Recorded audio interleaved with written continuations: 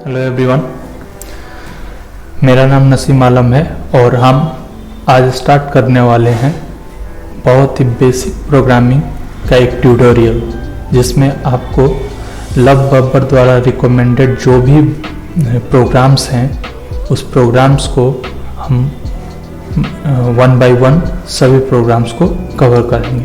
तो इस सीरीज़ में हम लोग देखते हैं कि सबसे पहला जो प्रोग्राम है वह प्रोग्राम है write a program to reverse an array. अब देखते हैं क्या है इसका प्रॉब्लम स्टेटमेंट और कैसे हम इसको सॉल्व कर सकते हैं। यह हमारा है रिवर्स एन एरे का प्रॉब्लम स्टेटमेंट। क्या है प्रॉब्लम स्टेटमेंट? देखिए, आप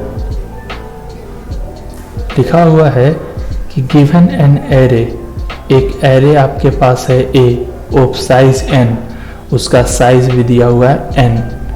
print the reverse of it, जो भी आपको एरे दिया गया है 1 2 3 4, इसको रिवर्स कर देना है 4 3 2 1 में। ठीक है, तो ज़्यादा कुछ इसमें डिस्कस ना करते हुए चलिए अब इसके सॉल्यूशन के बारे में देखते हैं कि कैसे हम इसको सॉल्यूशन को लिख सकते हैं। ठीक है, तो सॉल्यूशन लिखने से पहले हम इसको क्या करेंगे, समझेंगे कि कैसे लिख सकते हैं। ठीक है, तो देखिए, आपको दिया हुआ है एक एरे, कोई भी एक एरे दिया हुआ है।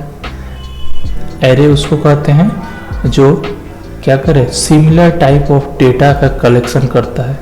जैसे यहाँ पे अगर यह इंटीजर टाइप का डेटा है और इसमें स्टोर है, हम लोग देखते हैं 1 2 3 और 4।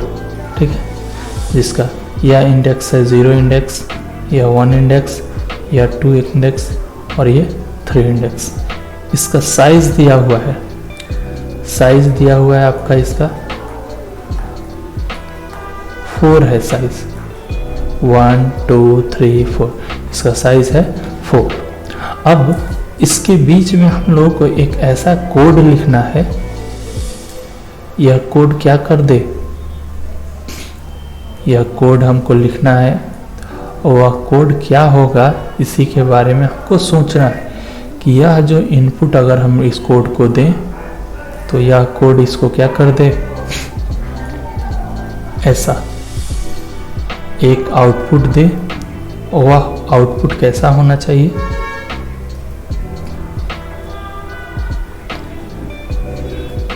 जीरो 1 2 3, ये आउटपुट आपका हो जाना चाहिए। 1 2 3 4 है, रिवर्स में इसका 4 3 2 1 हो जाना चाहिए। ठीक है, तो कैसे इस प्रोग्राम को हम लोग सोचेंगे, इसका कोड हमारा क्या होना चाहिए, इसी के बारे में हम लोग सोचते हैं। तो देखिए क्या होता है। देखिए, हमको दिया हुआ है यह इनपुट, कैसा इनपुट है, यह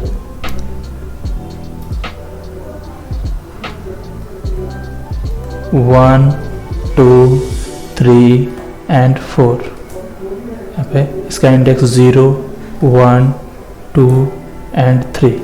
ठीक है, अब इसमें हम लोग क्या कर रहे हैं, इसको रिवर्स करना है। रिवर्स करने का मतलब यह हुआ, जो यह पहले पोजीशन पर है इसको होना चाहिए सबसे लास्ट पोजीशन पे। देखिए, आपको यहाँ पे इनपुट में जो पहला पोजीशन पे है वह आउटपुट में सबसे लास्ट पोजीशन पे चला गया, और जो इनपुट में सबसे लास्ट पोजीशन पे है वो आ गया है सबसे पहला पोजीशन पे। ठीक है, तो इसी कॉन्सेप्ट को अगर हम लोग पकड़ के चले तो कैसा होता है, देखिए क्या होगा कि अगर हम लोग क्या करें,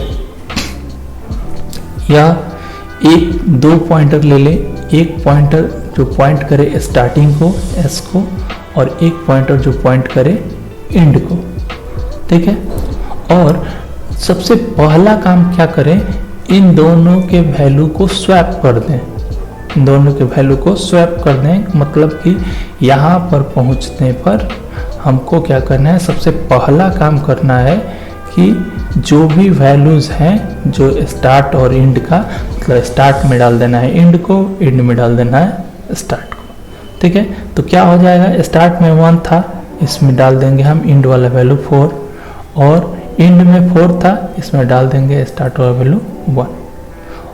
यह हमारा हुआ पहला काम। पहला काम हम क्या किए, स्वैप कर दिए किसको किसको, स्टार्ट को इंड से, ठीक है।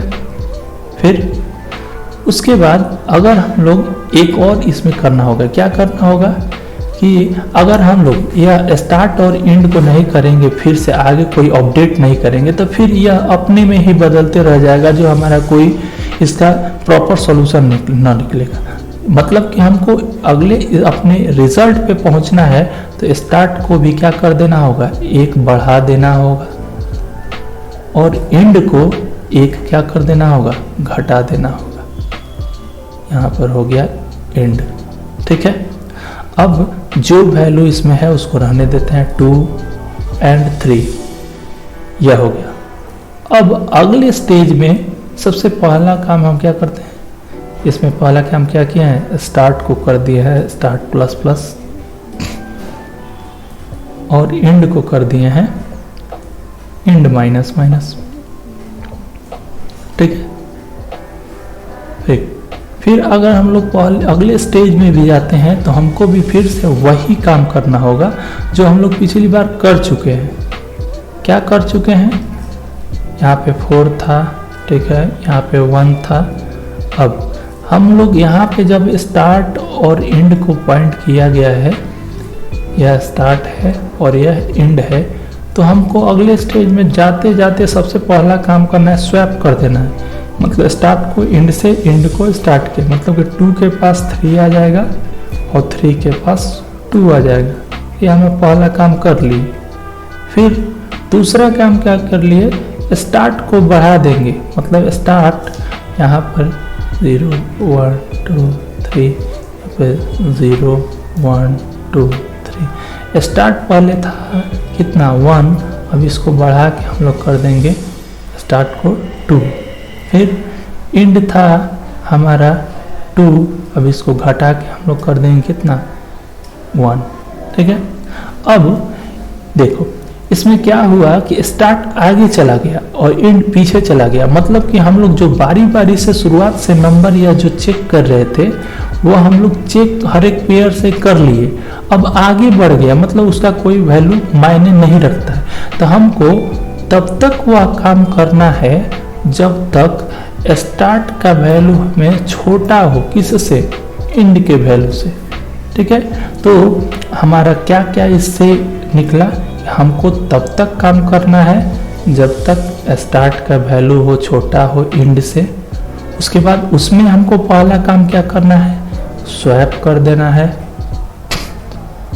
फिर अगला काम क्या करना है, स्टार्ट को बढ़ा देना है और एंड को घटा देना है।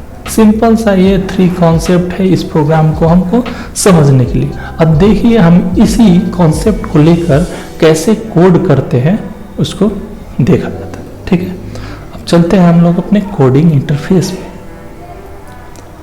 यहाँ पर है, हम लोग इसको C++ में कोड करेंगे। तो जैसे जब भी हम लोग कॉम्पिटिटिव कोडिंग करते हैं तो हमको सबसे पहला ध्यान रखना होता है कि कैसा इनपुट दिया हुआ है, उसी इनपुट के हिसाब से हम लोगों को काम करना। तो इनपुट में यहाँ पे पढ़िएगा तो आपको लिखा होगा कि first line an integer denoting the test cases, मतलब कि आपके पास सबसे पहला लाइन होना चाहिए क्या, एक टेस्ट केसेस। तो हम लोग एक टी वेरिएबल बना लिए, उसमें टेस्ट केसेस के लिए टी वेरिएबल को इनपुट ले लिए, ठीक है। अब हम लोग हर एक टेस्ट केसेस पे काम करेंगे, इसका मतलब वाइल लूप चलाएंगे और हर एक टेस्ट केसेस के लिए काम करेंगे, ठीक है। हर एक टेस्ट केसेस में देखिए आपको क्या हो रहा है, हर एक टेस्ट केस, यहाँ पे एक टेस्ट केसेस है, हर एक टेस्ट केसेस में एक नंबर है n, मतलब कि एरे का नंबर एक ले लेंगे, इंट नंबर n, उसमें और इनपुट ले लेंगे उसको। फिर हमको एरे लेना होगा, कितने का एरे होगा, जितना साइज है उतने का। तो n साइज है तो यहाँ पे n साइज का एरे हम लोग ले लेंगे।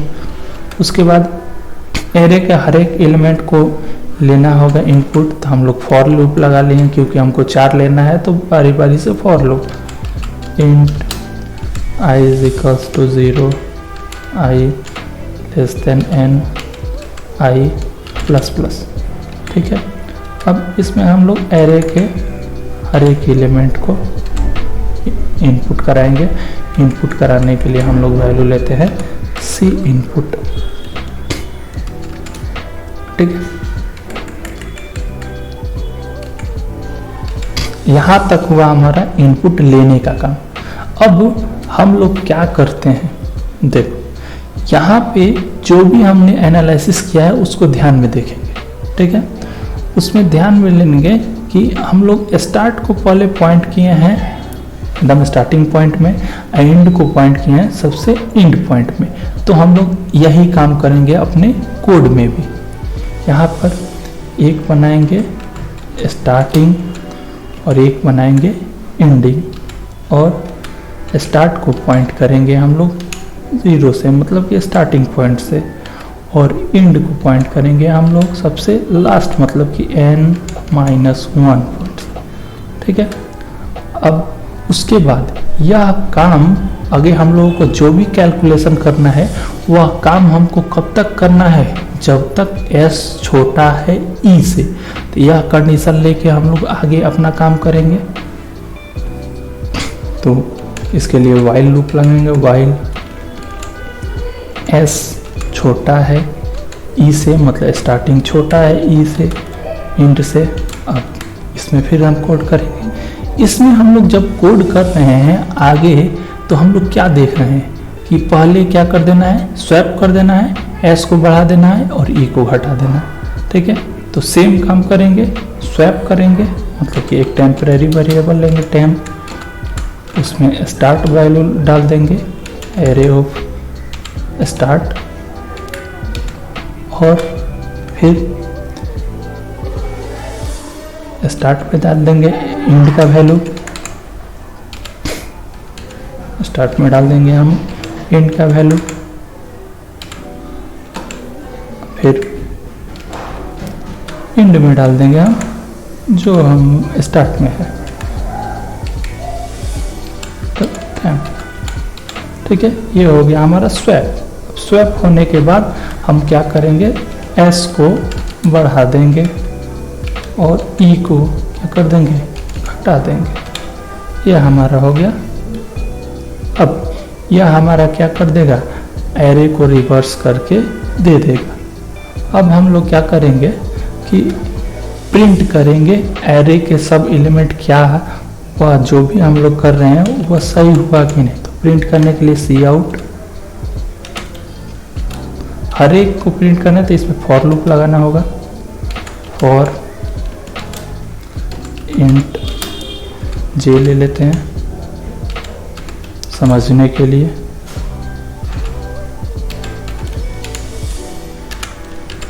प्लस प्लस, फिर सॉरी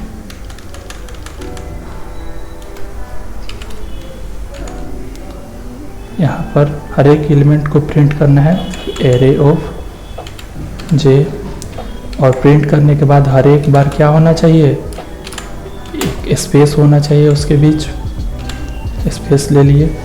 जब यह प्रिंट कर लेगा तो हमारा लाइन क्या होना चाहिए, लाइन हमारा बदल जाना चाहिए। अब बदलने के लिए सी आउट क्या कर देंगे, एंड लाइन कर देंगे। तो यह हो गया हमारा एक टेस्ट केसेस का काम, और यह हर एक टेस्ट केसेस पे होना चाहिए, मतलब कि यह अपने आप ऊपर जो यह व्हाइल लूप लगाए हैं उससे कर लेगा। ठीक है, चलिए अब इसको हम कंपाइल और टेस्ट करके देखते हैं।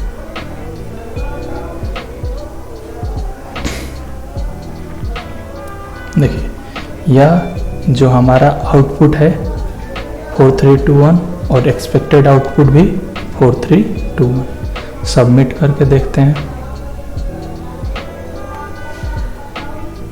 ये आपका सब टेस्ट केसेस हो गए, तो सब टेस्ट केसेस पास है। ठीक है, थैंक यू सो मच। आपको अगर वीडियो अच्छा लगा हो तो आप इसको सब्सक्राइब कर सकते हैं, लाइक कर सकते हैं और अपने दोस्तों में शेयर कर सकते हैं। Thank you so much.